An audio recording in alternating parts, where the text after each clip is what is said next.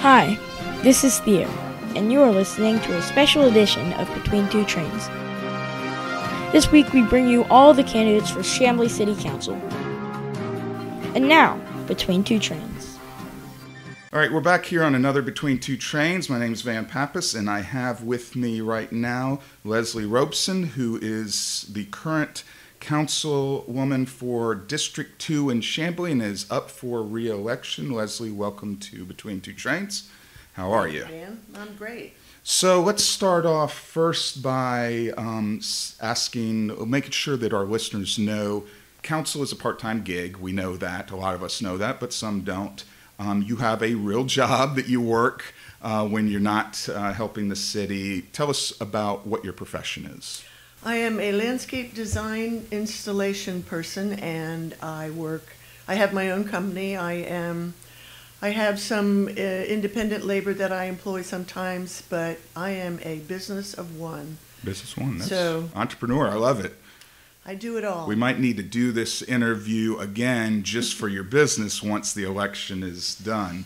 Let's talk about, so you've been on council now 12 years? 12 years. 12 years. When did you actually move to Chamblee? It was before 12 years ago, obviously. How long have you been in Chamblee? 6 weeks after the Olympics, 96. 96. So you've been here a long time. Mm-hmm. What prompted your decision 12 years ago to say, hey, you've already been living in Chamblee for a number of years before that. What prompted the decision to say, hey, I want to run for local office at that time?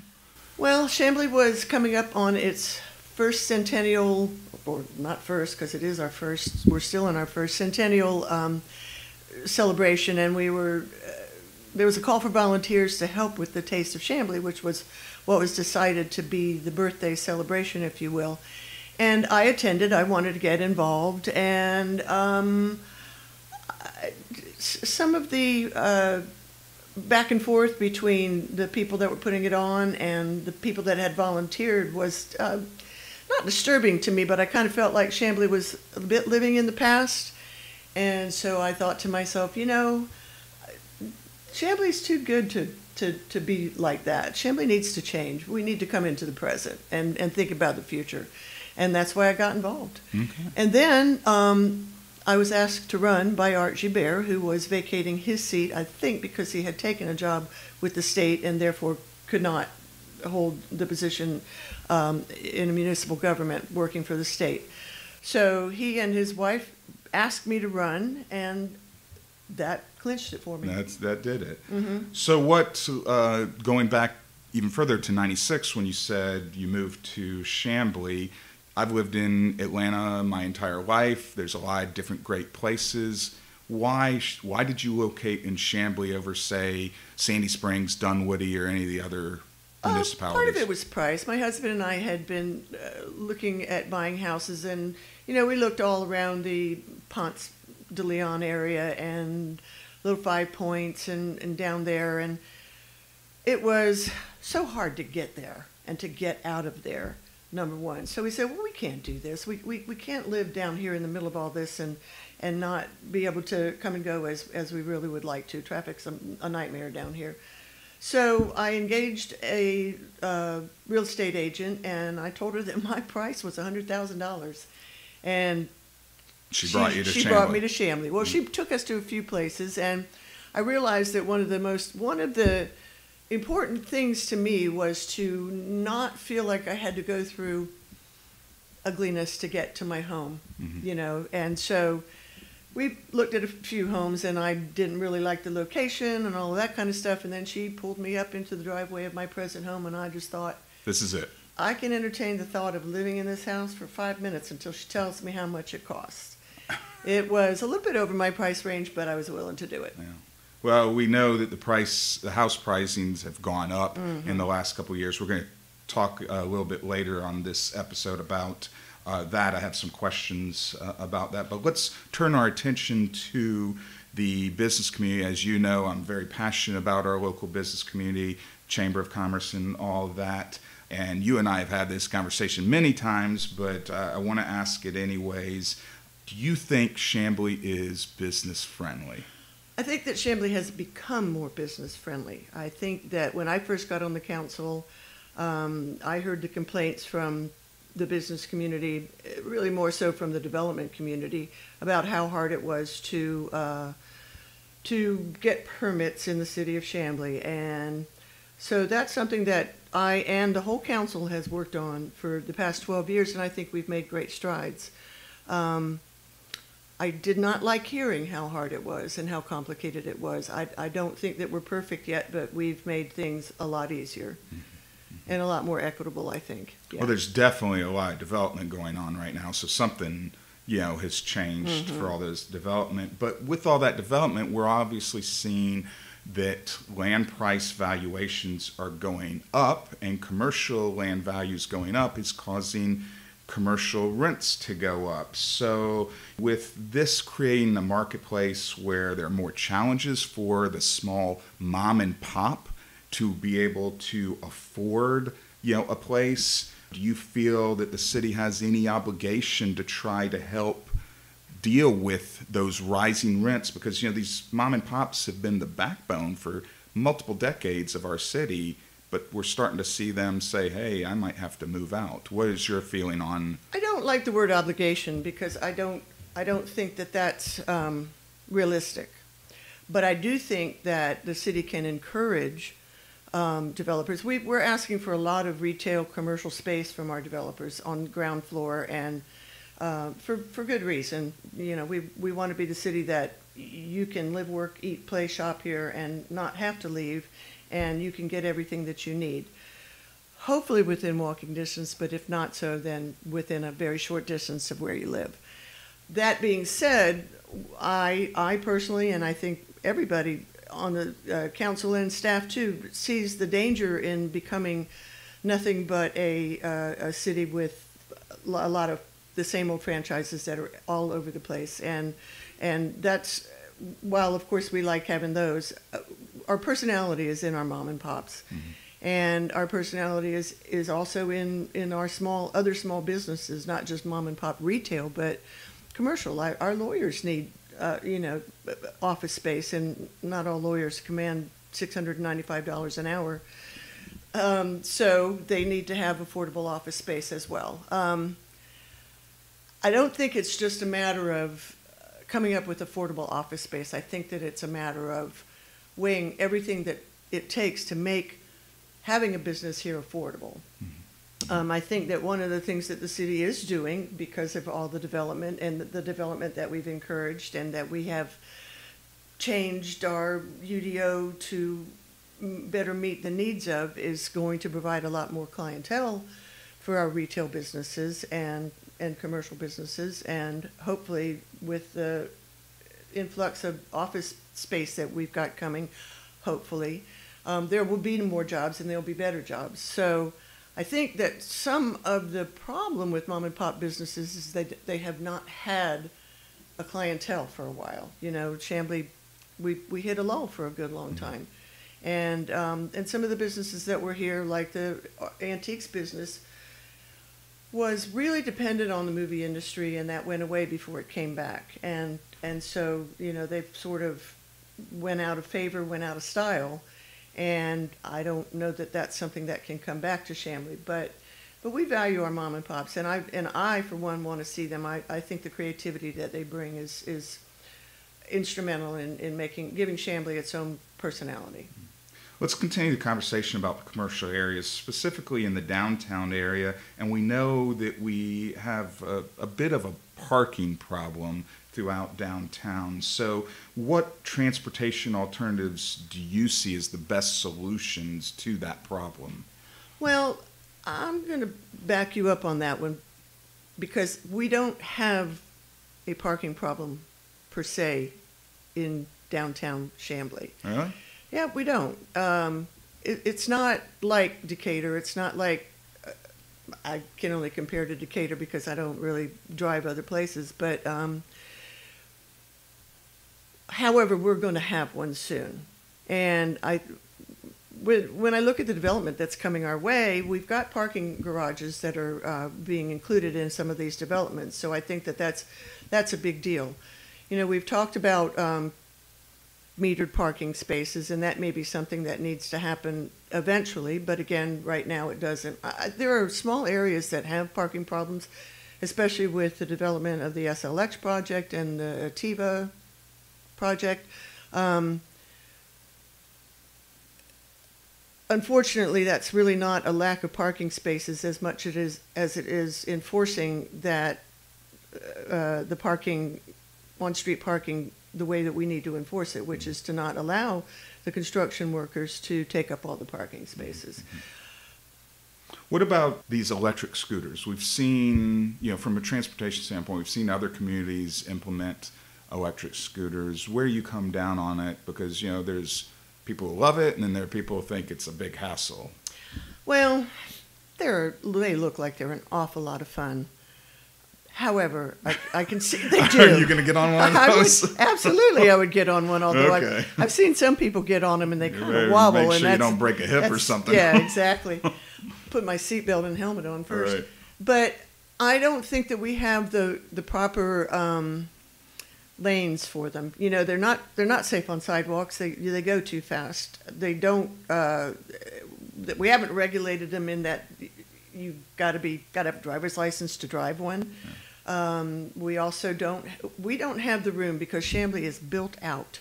We do not have the room to put in 10-foot wide sidewalks and add another lane for that type of transportation. And really and truly, scooters do not mix with people on foot. They don't really even mix that much with people on bicycles because they don't. I've watched them. I've watched the people that ride them, and they just weave in and out. And they're a lot more dangerous than bicycles. Should we have specific drop-off points for things like Uber and Lyft? I know some communities are building specific parking spaces that are only for Uber drivers. Do we need that? We are going to need that in the future. Mm-hmm. We're going to need it very soon in the future. I think, though, that with the parking decks that are being built now, especially with the two projects that I mentioned, I think that they're just inside their parking deck is going to be the proper place for Uber. But yeah, absolutely, we do need to include drop-off lanes. I think that those are probably more important even than taxis because I think more people take Uber and Lyft than taxis. Yeah, especially the younger. Mm-hmm. And that, by the way, I mean, the whole need for parking is going to change, and we don't know for sure how, but it is going to change because of Uber and Lyft, because of the autonomous shuttle that we are blessed to be able to be one of the cities to try it out and find out if it's for us. Well, we mentioned the younger demographic a second ago. I mentioned it, and we're seeing a lot more younger people come and move to Chamblee. And turning to now the value of houses, you mentioned you came to Chamblee in '96 because it was affordable. Now we know that houses, the prices, even in your neighborhood have gone dramatically up. And, the question is, can some of us that live here even afford a house if we were to buy it today? But I've noticed as a financial planner that young population is looking at the rise of these house values as a good thing because they're trying to build their net worth for the first time. And they see when their house goes up by $100,000, their net worth goes up. But then we have you and I, the older population, who we start to get into a situation where we see the house value is just an increase in our property taxes. What solutions do you support and think we should do to not only increase the property values while also ensuring that our senior citizen population, our affordable housing population is not priced out? I know that was a long question. It's one that I ponder all the time, considering my age, but also just considering my constituency and what I've seen, not just in Chamblee, but across the United States. And I don't even want to talk about any other country but the United States right now. I first started hearing about it in relationship to New York City, that the service people can't live close to where they work. And I don't mean military service. I mean the people that are your dry cleaner operators that clean your houses, that pump the gas, that do the mechanics and all of that stuff. Your policemen, your firemen. Yeah. I don't think many of our own policemen can afford. We've got one. Well, but isn't he getting subsidized? Well, and so that's part of the solution. Yeah. And a lot of apartment complexes subsidize. They like having a policeman live there. Sure, they give them reduced rents. Sure. I think we also give some. Well, number one, we have started take-home cars, which is really very helpful, I think, because you don't have to pay for your car as a policeman. We don't employ firemen. You're not letting everyone take home a car. No. Can I sign up for that? Yeah, really. I think that increasing density, and I know that people don't. I know there are a lot of people that don't like this, especially the people that have lived in Chamblee for a long time, and they remember it feeling like a little bit of the country, if you will, and that we all had space and privacy, and traffic wasn't as bad and all that stuff. But it's coming, and therefore we have to figure out how we can make it work and not be horrible, useless, cheap, falling apart, fire hazards, etc. So we allow for more density, greater density. We are now allowing for smaller footprint size on apartments and condos. We are allowing for more density even in our townhome. We didn't used to have an NR3 designation, which is the smallest lot that you can put a house on, neighborhood residential 3. We're probably going to look at start even passing some zoning for cluster homes and things like that. But essentially, it really is increased density. Mm-hmm. And we are looking into affordable housing solutions as well. There's a lot of different ones. But we actually have 2 senior housing complexes that Mercy Housing that are they were built by nonprofit, and they are subsidized senior living. Mm-hmm. We also have an apartment complex called the Roslyn that Rosalind Carter herself championed to be built, that is for veterans with problems.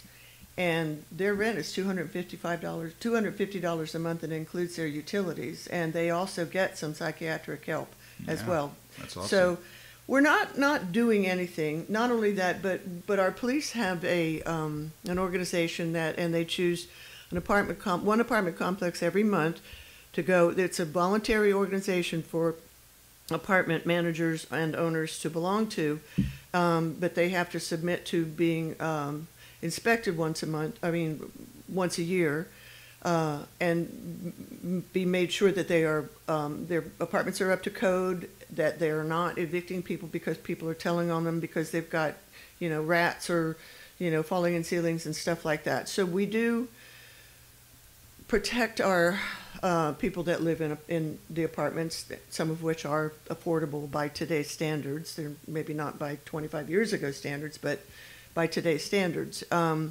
think mass transportation.